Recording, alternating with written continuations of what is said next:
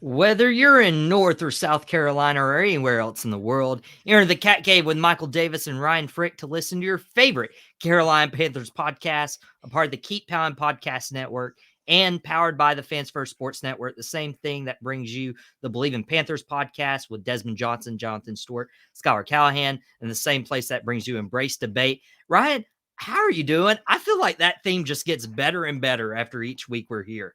It does, and I'm on a high because off the air I was able to sort of pull up some stat lines to show you that a certain quarterback has got better stats through 3 seasons than one Dak Prescott. So Justin Herbert earned himself a contract this week, and I'm more proud. Congratulations to him because he earned his contract after a 3-year career that started off with 14,000 passing yards and almost 100 passing touchdown. Herbert earned himself a new contract. So off topic from the Panthers, but great stuff there and well-deserved out west.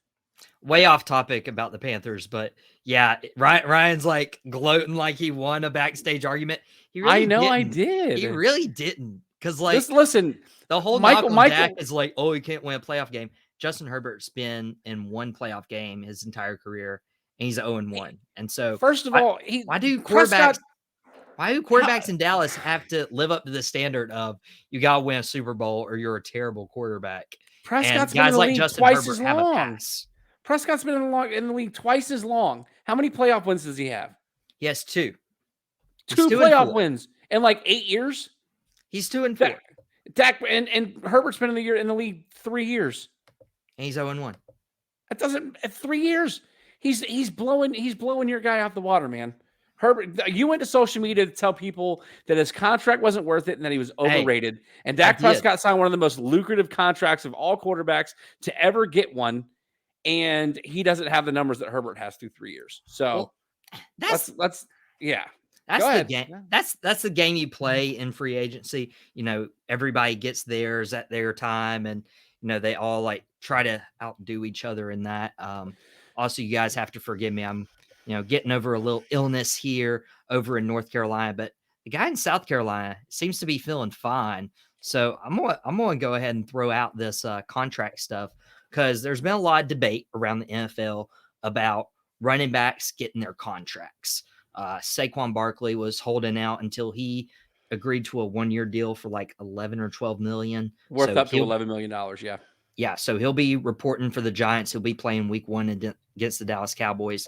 But the Carolina Panthers didn't have this running back, weariness. They were able to sign Miles Sanders from the Philadelphia Eagles to a 4-year, nearly $26 million contract, which was the biggest deal for running backs this offseason. So, Ryan, I wanted to pose this to you, especially since we opened up with the Justin Herbert contract negotiation. Should Carolina have given Miles Sanders this contract? Because usually we don't see running backs do well after their first contract. Well, they call that a fire transition, my friend. Well done. Listen, in the running back market, no. I mean, they gave a huge contract to Christian McCaffrey until they traded him away. They signed Miles Sanders off of a career year. I think if they held out a little bit more, they could have gone and gotten Dalvin Cook for maybe a little bit cheaper than Miles Sanders. And I like Dalvin Cook more than Miles Sanders. But listen, you are rebuilding your offense and you've got a veteran wide receiver. You've got a veteran tight end coming in. It probably, you feel more comfortable with a veteran running back like Miles Sanders in the backfield with a rookie quarterback and Bryce Young. So, yeah, listen, I don't know if he deserved all the money they gave him because not a lot of guys are making any money. I mean, I saw a comparison to that of and of course I can't say his name, the running back, Isaiah Pacheco for Kansas City, that he was either undrafted or a 7th round draft pick. So he got a really, really bad contract. And by the time he comes due for a contract, he's going to be old enough where nobody's going to want to give him a big money long-term contract. So, listen, as a running back, you got to go get what you can get. If Miles Sanders, more power to him to get the contract in Carolina. Carolina, again, over the years, Carolina has been notorious for giving money to running backs. D'Angelo Williams, Jonathan Stewart.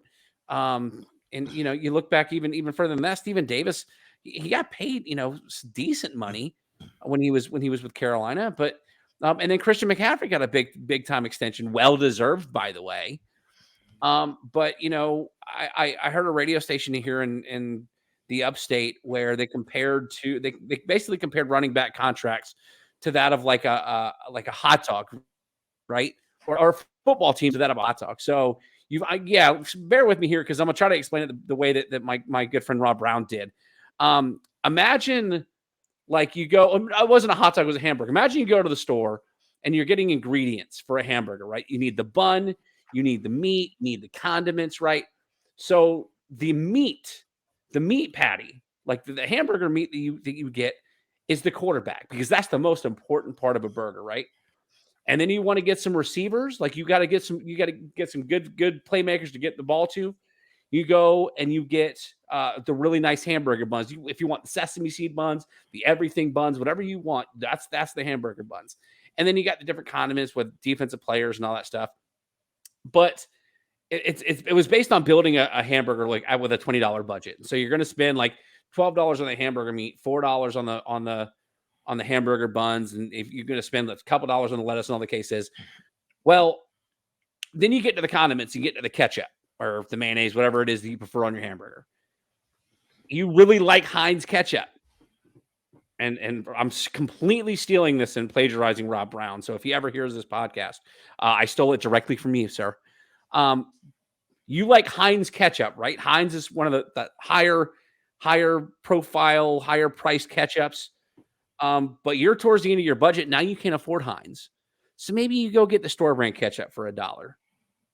In the NFL market, the running backs are that bargain shopping ketchup because you got to make sure you invest all the money into the other ingredients that matter. Because I'm not sure if you're going to really be able to tell that much of a difference in the flavor of ketchup.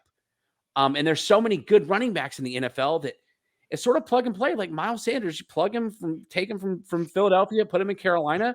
Maybe he has a similar career or a similar season that he did last year in Philadelphia. So to argue or to question whether or not he deserved the contract or if he does, deserve to get paid better than any other running back in the offseason, I don't know.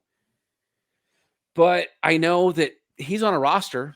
Guys like Dalvin Cook and Ezekiel Elliott and Leonard Fournette are still not rostered. So that says something for Miles Sanders. So I'm excited to see how they're going to utilize him and how they're going to sort of shake up the backfield to keep him fresh throughout the entire season. I've been very adamant on the show that it wouldn't hurt. I know they can't afford it, but it wouldn't hurt to go get Dalvin Cook too. So have a Miles Sanders, Dalvin Cook 1-2 punch. I mean, I mentioned Cleveland has two starting running backs. Other teams have had the Carolina Panthers in the past.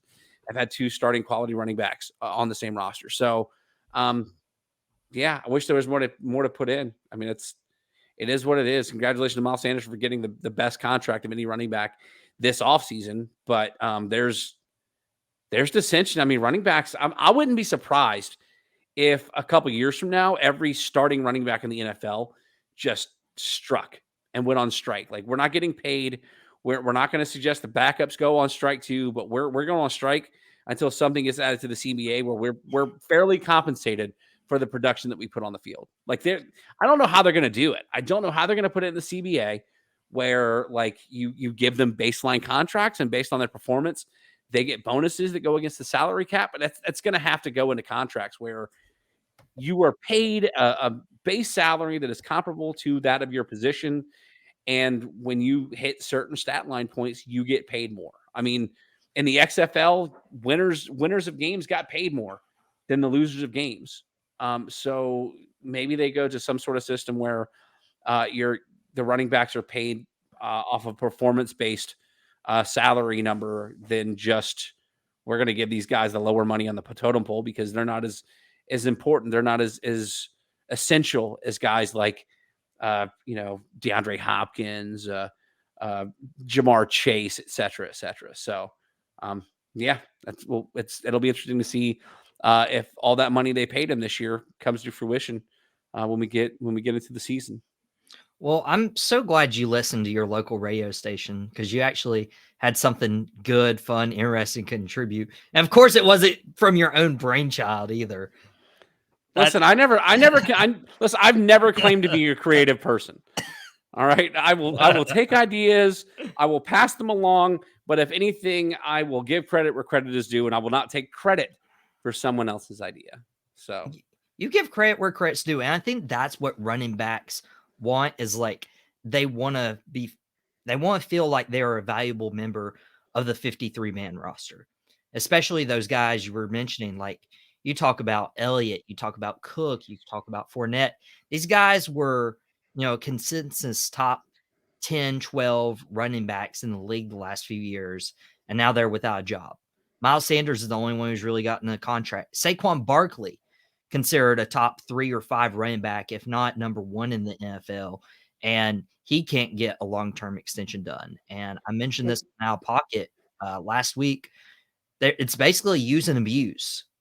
You yeah. get what you can get out of them, and then instead of paying them, what they've contributed to the team or what they can still contribute, you're like, we can just go find somebody for a lot cheaper. And that's the nature of the beast right now. And they did have that running back meeting this week or two ago.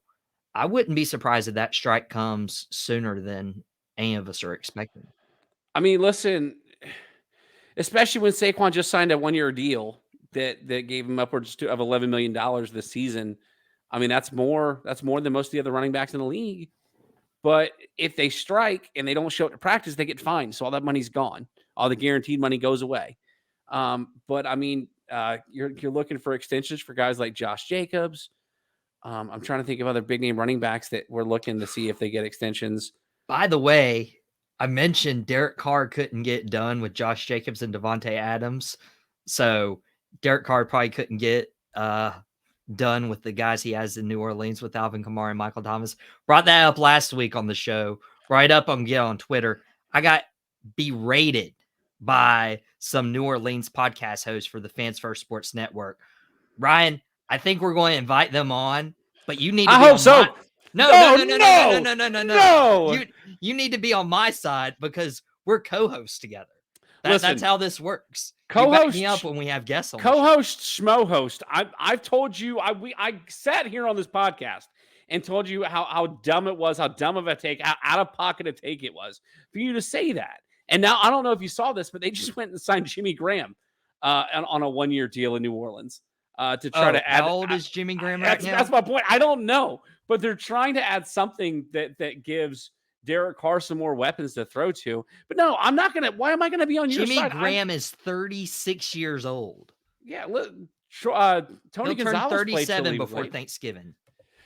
Tony Gonzalez played until he was super old in his career. Yeah, but Tony Gonzalez was how old is Gronk? Throughout his career. Gronk was consistent throughout his career. Because Tony Gonzalez went from playing with. When's the last time we heard of Jimmy Graham? Oh, I haven't heard about him in years. I mean, I'm just saying, like this would be like Terrell Owens coming back into the NFL to play. Terrell Owens could play a solid 8-week season. I bet Terrell Owens could be an XFL MVP if he went and played in the XFL. My god! I'm not even joking. Dude, that dude is in such good shape. I'm just telling you, Terrell Owens is in phenomenal shape for his age. But no, the point being is that like they're trying to build around Derek Carr because they know Derek Carr, if he's got the right weapons, if he can sling, if he can spread the ball out, he's going to be fine. And I'm so glad that New Orleans, the New Orleans Saints hosts on the Fan First Sports Network gave you the business because you deserve the business. I went back and listened to that show. I still, because on Tap Outs and Touchdowns last week, we predicted the NFC. And I brought up the fact that you said that Atlanta was the team that Carolina did be worried about in the division. And what a joke that was. I mean, I think I had Atlanta third in the division. With a losing record. I don't have the exact numbers on hand. 3 or 4 wins for them. It was ridiculous. What's ridiculous is you think Desmond Ridder is going to be a better quarterback and put up better numbers than Derek Carr. That's what's ridiculous. I wouldn't be surprised if Atlanta made a move for the guy from Tennessee, Malik Willis. I wouldn't be surprised if Atlanta made a move for Malik Willis before the midseason, before the trade deadline. That's how little faith I have in Desmond Ridder. Man, It's hilarious how bad your takes are. Justin Herbert is overrated. Desmond Ridder is going to be a good quarterback. Atlanta is going to be the team to watch out for in the south of your Carolina. Give me a break, dude. I Come still on. think it's Carolina's game to lose. Your And your illness is done more to your body and your sinuses. I mean, it's changed your brain your brain density and your brain chemistry. Like I think we need to get a second opinion from a doctor from you, because it's not boding well, man. I'm nervous that something more serious is going on, but well, we'll get the idea, and I'll send you the bill too. a But hard pass. these podcasts are fun, even though you're wrong half the time. But we're about to get into football. Like, this is the final month without football until March. So we're about to get into it. They're reporting to training camp. They're arriving now this week. They started arriving yesterday, as a matter of fact. And it was very interesting, there's always this talk, Ryan, about training camp, right? How important is it for players, particularly veteran players, to show up? And in Carolina's instance, I'm not hearing a lot of chatter of like players not wanting to show up, which is really good. And second of all, with this new management, this new coaching regime, I think everybody who is contracted to the Carolina Panthers needs to be in that building, needs to be at training camp, needs to be at Wofford, so that they can get a leg up on a team like Atlanta, so they're not falling short in the NFC South race. I mean, listen, they've only got four players starting training camp on the PUP list. One being a starting guard, one being the 4th round draft pick by the Panthers, one being J.C. Horn. I think J.C. Horn's going to be fine, but I mean, listen, it's important for every team in the NFL. It's important for every team in the NFL for the guys that show up to training camp, right? Like, if you don't get the practice reps, you're not. It's not a lot of people take into consideration how important practice really is. Everybody thinks when the word practice gets thrown around, everybody thinks Allen Iverson. Everybody thinks Allen Iverson. But as a former athlete, I know. Athlete? What'd you play? I wrestled. I was a wrestler in high school. Oh, cool. I was ranked 11th in the state my senior year at one point. I was pretty good. Yeah. You couldn't tell by looking at me, but I was a pretty decent wrestler when I was in high school. I was never state champion or anything. Like, I never said I was great, but I was decent. But I know how important practice reps are, because you play the way that you practice. And if you don't show up to practice and you miss practice reps, somewhere down the line, it will come back to bite you. How many times have we watched guys who held out and they either had really bad seasons or they got hurt very early in the season? So of course it's a great thing that nobody wants to not show up to Carolina. I mean, it's important to get off on the right foot with this new staff. It's important to get off on the right foot with new players that are in the building. So yeah, I mean, I think that's sort of a moot point. Of course, it's important for these guys to be in the training facility, getting those reps, getting to know each other, and building that chemistry to make a run this season. I just got a text about you challenging Gable Stevenson for a wrestling match. Is there any accuracy to that? That's 100% false. Gable Stevenson, Chad Gable's mother. I mean, listen, I'm not in the right kind of shape to wrestle anybody right now. Give me a year working out 7 days a week, I might. No, Gable Stevenson would wipe Gable Stevenson. If you've never heard of a banana split, I'm assuming. If anybody's listening to this podcast has ever heard of a banana split when it comes to amateur wrestling or freestyle wrestling, it's the most embarrassing move that you can be put in a pin. They split your legs like a banana split, and sort of cradle you up, and it doesn't feel good. It stretches your legs farther than you want to be stretched. And I knowing my knowledge of wrestling, Gable Stevenson would embarrass me with or without a year's training. Come on now. Don't So- try to pick a fight with me and Gable Stevenson just because you got Hey, I chewed just out got by the the guy. text. No, I just got the text. So just because you got chewed out by the Saints hosts okay, on Twitter doesn't mean you're gonna try to pick a fight with me and a professional / amateur wrestler. I'm gonna invite them on when you can't come on because you got this illness that I got. Nope. Okay, and I'm gonna show them who's. You're gonna watch Saints fans. I'm assuming Saints fans and Saints hosts and a Panthers supporter and myself team up on you on this show. You don't, Michael. You don't want that, bud. You don't want the smoke, dude. Okay, you don't want the smoke. I'm just saying, by week 8, week 9, people are going to look at me and they're like, "That wasn't a bad take after all." But it's. I'm willing to place an actual wager on this off the air. I'm not even joking. I'm willing. I would if I had enough cojones, I would bet you an entire paycheck that the Saints are going to finish the season with a better record than the Falcons. That's how confident I am. It's astounding. You to have me. such a gambling problem sometimes. No, I don't have a gambling problem. You have a sports knowledge problem. Is what the problem is here. Like I don't get it, man. Dude, I mean, there's always that one team. There's always that one team that everybody just looks at and they're like, "Where'd they come from? Where did they come from?" It's not going to be the Falcons. It very well could be. I was saying the same thing about Detroit last year, and they made a push to the very end. You might have been saying that, but I was saying that 2 years ago.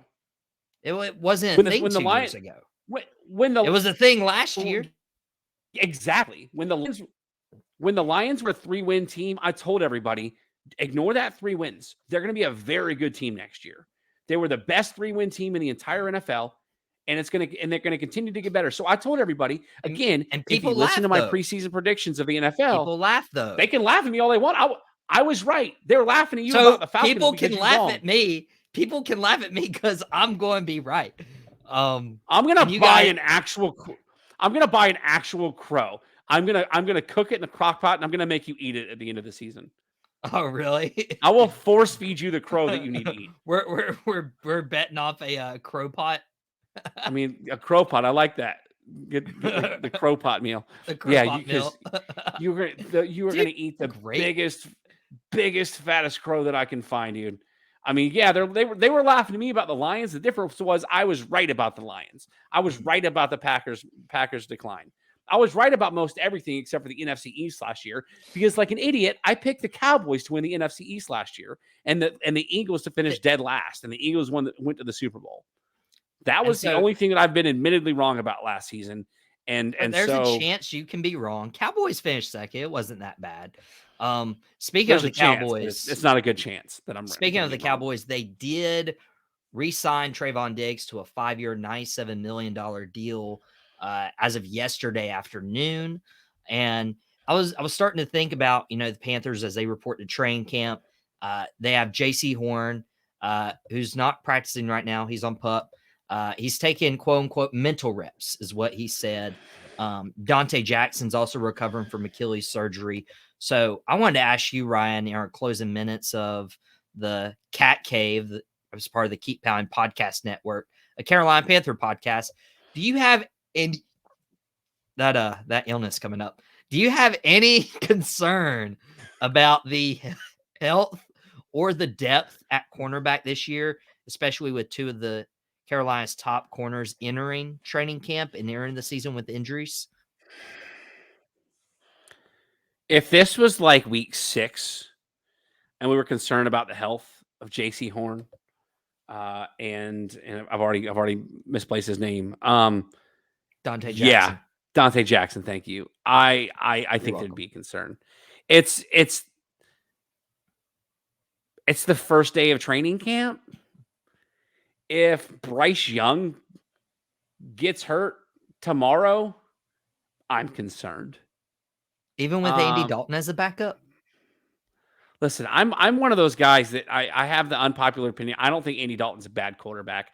I don't think he's a great quarterback, but I don't think he's a bad quarterback. I think Andy Dalton is your perfect backup quarterback in the NFL. especially for a rookie quarterback. Yeah, especially a guy like Bryce Young to learn from. You real quick, you surround Bryce Young with a backup in Andy Dalton, who had to lead the Bengals his rookie year as the quarterback. You surround him with the quarterback's coach, Josh McCown, who has traveled anywhere and everywhere, played with just about everybody, played against about every defense. And then you have Frank Wright as the head coach. Oh And you my got to think gosh. he replaced Carson Palmer in Cincinnati. Carson Palmer was a fantastic quarterback. So yeah, but no, getting back to cornerbacks here. Listen, yeah, it's of concern because if there's not progress made on their health, then you got to wonder what's going to happen with the secondary, come week 1. But I'm less concerned right now versus if this was like week 6, headed towards the trade deadline. There's 2 guys we don't know their status. We don't know how quickly they're going to get back to full strength. If they're going to get back to full strength this year, do the Panthers need to make another move to get another cornerback, another defensive back in the mix? But I'm not worried about it right now. I mean, this is granted they've had all the entire offseason to get healthy, but ultimately this is the time because nobody is 100% for an NFL season. This is the time to get as healthy as possible. This is the time that if you want to sort of go through the motions and take mental reps, as JC Horn said he's doing, this is the time to do it because you'll have the time to get back in that football shape if it takes you a few weeks. But when you've got the talent of guys like Dante Jackson and JC Horn,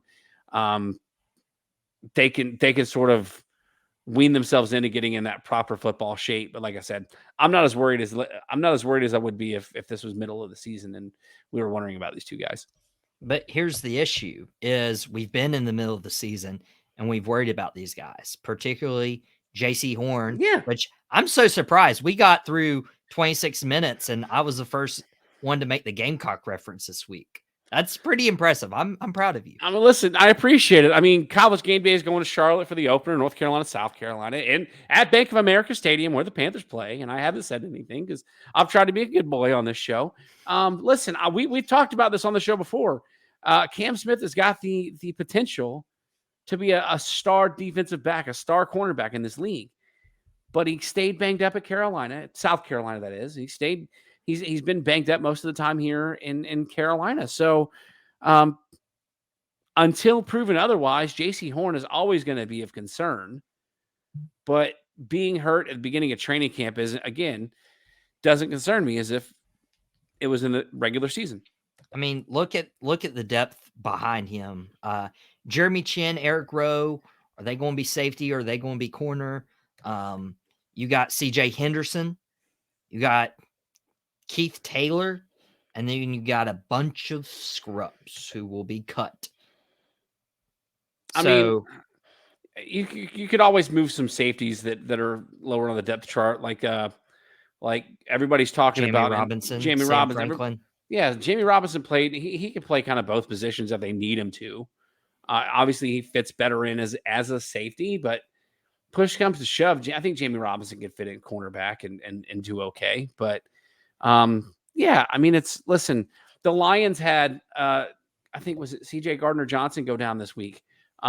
They feared the worst, and it doesn't seem to be anything super important. So, I mean, this is training camp season, man. You don't know who's going to stay healthy, who's going to go down, and especially when it comes to fantasy football drafts. That's why I like to draft as close to the beginning of the season as possible because we're probably still due for a couple of star receivers, a couple of really good running backs to go. To Naeem Hines went down for the season, and it wasn't even football.